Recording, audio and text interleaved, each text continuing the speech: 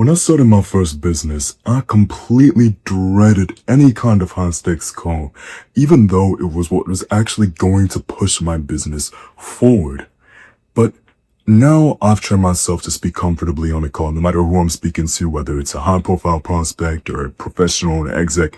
And the crazy part is, it had absolutely nothing to do with confidence.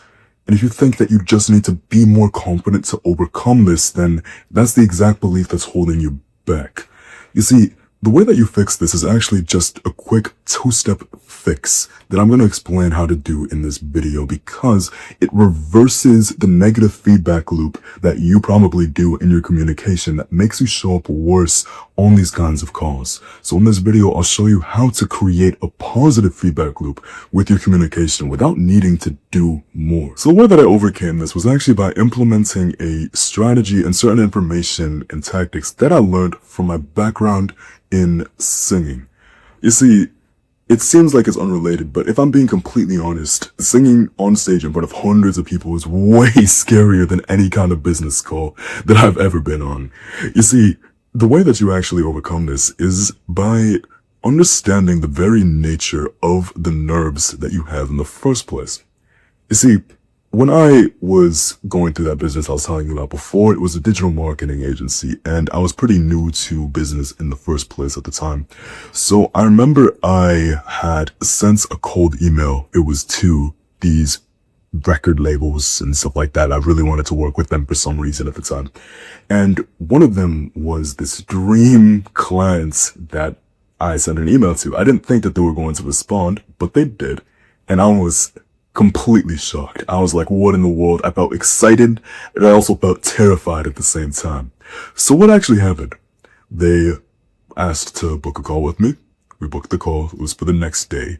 I was elated, but also, like I said before, completely scared. I did as much research as I can, practiced sales as much as I can, and what ended up happening was in the hours, then minutes, and then seconds leading up to the call, I was visibly shaking in my seat. It was not good.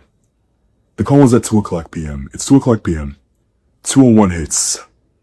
I am still shaking. 2:02, but the person isn't there yet. Person's still not there. 2:03, the person's still not there. 2:05, no, not there anymore. And it goes on like this for 15 minutes, and then I realize, okay, this person is not going to show up. I'm disappointed, but at the same time, a little bit relieved because now I don't have to worry about that call. 30 minutes later, I get an email from this person. Actually, oh, sorry, I had a meeting that ran late. Can we do 4 p.m.? Okay, fine. 4 p.m. rolls around, and in the moments and seconds leading up to the call, I don't feel any nerves. I feel completely fine. I feel completely confident. What changed? The only thing that fundamentally changed was the time. I didn't use the time in between to prepare more, or at least significantly enough for it to be a massive confidence boost. But I didn't feel any nerves. And it was here that I realized that my nerves and your nerves are completely arbitrary.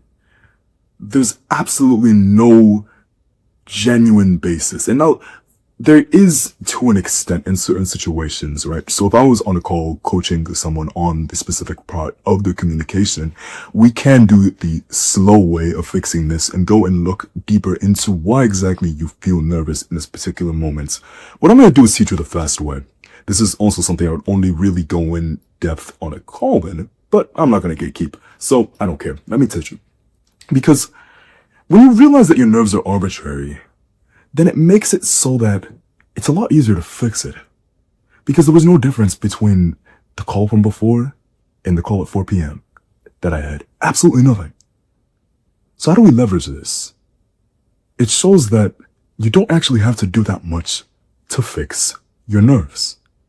You see, what a lot of people do when they try and fix their nerves in these kinds of situations, or the incoming existential dread that they feel right before any kind of call, it's something that people solve by doing so much. They think in their head all of these crazy thoughts. Stop being nervous. Stop being nervous. Just be confident. Just be confident. Stop. Just be confident.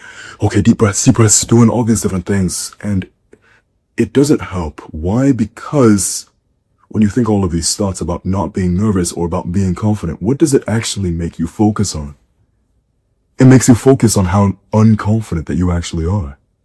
That's the problem with it. Because your brain can only focus on one thing at a time. You can't multitask. If you think you're good at multitasking, you're actually really good at just switching between different tasks at the same time. Your brain is very similar to my laptop. My laptop will not let me go on Google Chrome and work on a thumbnail for a YouTube video at the same time while the video is rendering. I have to either close the editing software and stop it from rendering and then work on the Chrome tab that I'm on, or completely close the Chrome tab and then work on the other thing. Because if I don't, my computer or the apps are both going to crash and my computer is going to freak out. That's what your brain is like. Now, this sounds like a bad thing, but you can actually use it to your advantage. And this is where that two-step rule comes in. It's very simple. Essentially, what it comes down to is ultimately shifting your focus. Now, you might just think, oh, yeah, it's just stop focusing on the fact that you're nervous. And that's not exactly what we're doing here. At least that's a very simplistic way of looking at it. You see, your nerves are just a natural part of what happens. And like we said that we were talking about before, is that your nerves are arbitrary. There's usually not that significant of a basis to it. I also learned this through singing. Sometimes I would be very nervous on stage, and then other times I would not. Well, what's the difference? Is it because I'm singing in front of 3 people instead of 25, or 25 instead of 100, or I know some of the people in the crowd, or I don't? Whatever the reason is, it doesn't matter. So once you overcome it is by feeling the nerves, recognizing that they're arbitrary, and not attaching any kind of feeling to it. Not seeing them as bad or harmful or even good. I don't know who would think about it as good. You think about it as just nerves. It's okay. I feel this way. That's fine. You notice it. And you notice it and you let it pass. What do I mean by letting it pass? Is just allowing it to happen and not trying to fight it. When you try and fight it like we were talking about before, that's what makes them worse because you're focused on it way too much. So you let it pass. And then you focus on a specific part of your communication. And we'll get into what exactly that specific part of the communication is. But first, how do we let it pass? And essentially what we're doing here is replicating what people do when they practice mindfulness. This will be very easy for you if you practice mindfulness. If you don't, it's fine. I'll show you how to do it here. But you probably should practice mindfulness at least like 3 minutes a day. It's very good for helping you to stay present. But essentially, when you're doing mindfulness meditation, what you're doing is sitting down. It's not some like woo-woo thing. It's literally just being in control of your thoughts. You sit down, close your eyes. You feel thoughts pop in inevitably in your head and you don't judge them. You don't go like, oh, it's bad. You feel the thought and you let it pass. And another thought will come in. You feel it. Don't judge it. And you just let it pass. That's what we're going to do here. So we feel the nerves, and then we just let them pass. And then now, we use the part of our brains that's like my old laptop or my current laptop. Now we shift our focus. So what aspect of our communication do we actually shift it to? And why should we focus on communication instead? Some communication coaches will tell you, oh yeah, just focus on the audience and them being in their underwear or something like that. And maybe that might work, but I feel like that's going to be like, if I was on stage and I was imagining the audience in their underwear, I feel like I would be freaking out going like, why are they in their underwear? If I said to focus on, say, I don't know, one person in the audience, yeah, that can help too. But also, that might look weird if you're in a public speaking situation and the person in the audience is just feeling like they're getting stared down by you the whole time. So that feels a little bit weird too. And of course, in this context, we're talking about calls. So most of the time it's going to be one-on-one anyway. So what do you focus on? You focus on what is the highest leverage communication aspect for you. You see, I believe in something called the 80-20 rule. And that's essentially that 80% of the results come from 20% of the inputs. Now, most people apply this to other aspects of life, whether it's their business specifically, they focus on the highest leverage task of their business. Other people just focus on it for productivity, for example. They go like, okay, the most productive thing for me to do is going to be whatever is in that 20%. Cut out all the fluff and focus on that. In this specific case, what we can do actually is focus on what is the highest leverage communication skill for this specific call and this specific person that we're going to be speaking to. So this is going to vary, and I can't exactly speak to your specific situation, but I can give a few examples, and hopefully that will give you some context as to which one you should choose to focus on. Why do we focus on a specific one? Because focusing on that specific skill is going to create a positive feedback loop. And what that does is essentially we focus on this one skill. It's going to be the highest leverage one. It's going to create the most impact for the specific situation. And then when you see that doing good, then it's going to make the rest of your communication fall in line, assuming you've been practicing those other skills. But ultimately, it comes down to focusing on that specific skill so that you can get into that flow.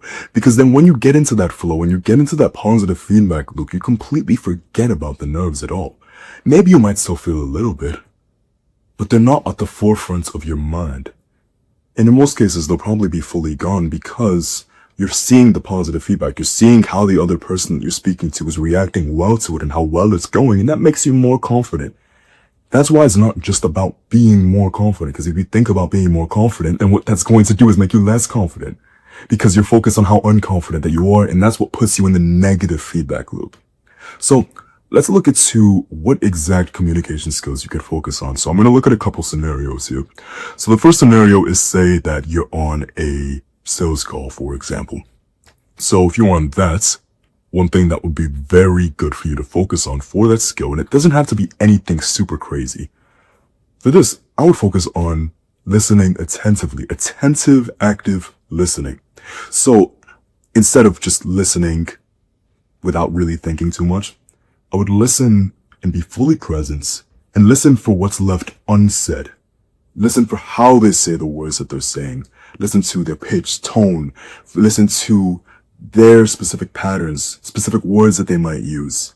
One, that's going to allow me to ask better questions. Two, it's going to build more rapport with the person. And then three, I can also use a tactic that I like to use to build rapport, which is mimicking the other person's speaking style. So for example, they're speaking in a certain way. Maybe they like using a specific word a lot, or maybe they are very slow speakers. So then what I would do, especially say when you're doing your pitch where you're talking a lot more, is that I would slow down my speaking and use those specific words that they like to use. Maybe they like to use the word precisely. Well, then I would say, well, then that's precisely that. Essentially what I'll be doing is just speaking that person's language. It's a nice tactic you can use to build rapport with somebody that you're speaking to. Very effective. So that's essentially the skill that I would be doing. So I would focus on attentive listening, and then that creates the feedback loop because I see that they're responding well to the attentive listening. I'm forgetting about the nerves because I just let it pass, and I'm focusing on that specific thing instead of focusing on a bunch of different skills, a bunch of different tactics, a bunch of different ways to be confident. I just focus on that one skill. And then that makes the whole call fall into place. Nerves go away, dread goes away, and you show up 1,000 times better. Now, let's look at another scenario because, again, sales isn't the only time where you would be on a call that's high stakes. Let's say you were helping someone on a coaching call. You were trying to help them overcome a specific problem. In that kind of scenario, what you would want to be focusing on is something that can help you focus on the other person more because you're trying to help them overcome their problem, not yours. So if you learn more about their problem, then you can solve it a lot better than if you were just focusing on yourself the whole time. So what I would do in that situation would, well, attentive listening might be helpful, but one thing that I will be looking at maybe would be to speak in a way that's more concise so you can get your points across more quickly and effectively, get better advice, and then on top of that, place more of the focus on them. So maybe I might use a framework like CREP, for example. Point, reason, example, points. You state your point, you give a reason for it, you give an example to illustrate that point, and then you finally tie it all together by reiterating the point. It makes your speech more clear and effective if you do this. So, by doing this, then it will help me speak more concisely, and then it creates a positive feedback loop because I see that they're responding well to the advice that I'm giving. They're also speaking more, which also makes them feel better because they're talking more about their problems. You see that, you see they're feeling good, and then that makes you feel good too, and it creates that feedback loop. You forget about the nerves. It's completely good. Now, frameworks don't have to be the only thing that you can use in this kind of scenario, but if you want to learn more of them, you can check out, I have a free tool in the description inside of my free school community that will help you with that. But the thing with this is, the skill is going to vary based on the situation, the person that you're speaking to, what's the most effective. But the thing that's very interesting about this is that it doesn't always have to be the, say, highest leverage one for the person that you're speaking to. It can also be the highest leverage one for you, because if it makes you speak better and you perform better, then that also helps the other person too. And it doesn't have to be anything big and crazy. It can be something small. It can be focusing on diaphragmatic breathing to help give your breath and your voice more support, and also to calm you and to regulate you. It could also be potentially something like pausing in between sentences, one for dramatic effect to make your points hit better, but it could also be that, or pausing in between a sentence to help you think of a better response. It could be also doing something like focusing on your body language, using specific gestures, mirroring their gestures to help build rapport, whatever it is. If you're good at it, it'll also probably help too. So you can also look at some of your strengths and then see if you can just focus on doubling down on those. Now, another thing that you can do, because we're on the topic of calls, is make it easy. Essentially, take advantage of the fact that you're on a call. Because there's certain things that you can do on a call that you can't necessarily do very easily or very inconspicuously when you're on a in-person conversation. So instead, what can we do here? Essentially, making it easier for yourself. Essentially, get creative with whatever kind of tool that you need to be able to help you with either your content or your delivery. So for example, you could drink a glass of water to buy yourself time. Like mid-sentence, you go like, hold on, and just drink a little bit of water, and then think about a better response to give so that you can improve the content of what you're saying. Another thing you could do is to make yourself less in your head. You could hide the self-view from the Zoom settings or whatever. That could be one thing that could also help. But one thing that I'm going to say is going to be so effective, but it's something that a lot of people don't do because their ego is either too high or they think that it makes them unprofessional. And in reality, it makes you more professional and come off a lot better. It's so simple. And it's to use notes. You see, people will use notes, but they'll try so hard to hide them. If they do use notes, they'll be like, okay, no, I can't let it be known. And then it makes it so they don't even look at them in the first place. You see, as a communication coach, I give you full permission to use notes. It's really not that big a deal. And you can use it in a way that still gives you authority. So for example, say you have literal physical notes and it's just hanging off of the side of your laptop. All you have to say is, hey, if I'm looking away, I'm not paying attention to you. I'm just looking at my notes so I can give you a better, higher quality response. That's it. That's all you have to do. And then now you have the cheat code of having your notes on the side. It's so simple, yet so effective because it makes it so that you don't focus so heavily on the quality of what you're saying, but you're focusing more on the delivery now. Now you're freeing up that mental space to focus on that delivery. And that's what makes it so effective. Just use notes. It's really not that hard. If you can do whatever you can because of the fact that you're on a call to make it easier for yourself, because you're not physically there, do it. Take that chance. I'd much rather you do that than not do that and come off with less authority and less poise and worse delivery. So outside of that, essentially all you need to do to stop dreading these calls and these scenarios and actually start to look forward to them is to feel the nerves as they happen, not judge them, let them pass, and then implement a specific communication skill that you can use that is the highest leverage for that specific situation, and then make it easy for yourself, whether it's using notes or using your water to take a pause or whatever else it is that you need to do. Now, outside of that, that's all that I have. I hope this was helpful. And remember here, click this and check that out. And then outside of that, I hope you have a great rest of your day and don't overthink it. You're a lot better at speaking than you think that you are. Have a good one.